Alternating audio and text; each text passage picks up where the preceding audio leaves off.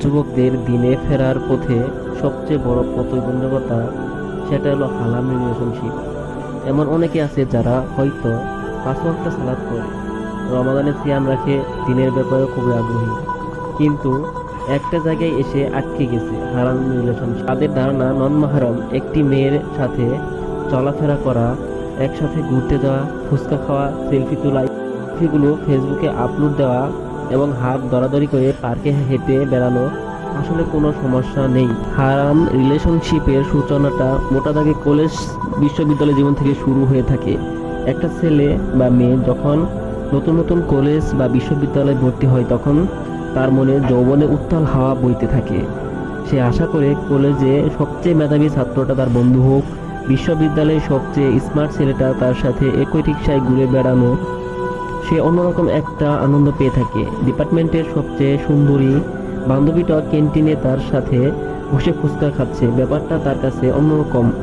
College বিশ্ববিদ্যালয়ে থাকাকালীন আমাদের জীবনে এরকম অনেকগুলো বন্ধু বান্ধব এসে ভিড় করে, তাদের আমরা মিষ্টি ভাষায় জাস্ট ফ্রেন্ড বলে থাকি। কোনো একটা ছেলে যখন নন মাহরম কোনো মেয়ের নিয়ে ক্যান্টিনে বসে আড্ডা দেয়, কিংবা একটা মেয়ে যখন ডিপার্টমেন্টের সিনিয়র কোনো এক নন মাহরম বড় ভাইদের সাথে একই রিক্সায় ঘুরে বেড়ায়, এই ঘটনাগুলোকে আমরা নেহাতই বন্ধুত্ব বলে চালিয়ে দিই।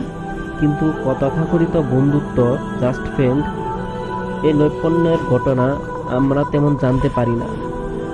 এরকম জাস্ট ফ্রেন্ড রিলেশনশিপে আক্রান্ত কোনো ভাই কিংবা বোনকে যখনই আপনি বলতে যাবেন যে তারা যা করছে বা যেভাবে চলছে তা আদৌ ইসলাম সমর্থন করে না, তখনই তারা তেলে বেগুনে জ্বলে উঠবে আর বলবে, আরে ভাই, আমরা প্রেম করছি নাকি? আমরা তো কেবল বন্ধু। আপনি আর আমি যেমন বন্ধু, এটা আর আমার মধ্যে সেরকম বন্ধুত্ব, এর বাইরে কিছুই না। কেবল জাস্ট ফ্রেন্ড বলে যার সাথে আমি মিশছি, ঘুরছি, একসাথে খাচ্ছি, তার সাথে মেশার, ঘোরার কিংবা খাওয়ার অনুমতি আল্লাহ সুবহানাহু ওয়া তাআলা আমাকে দেননি।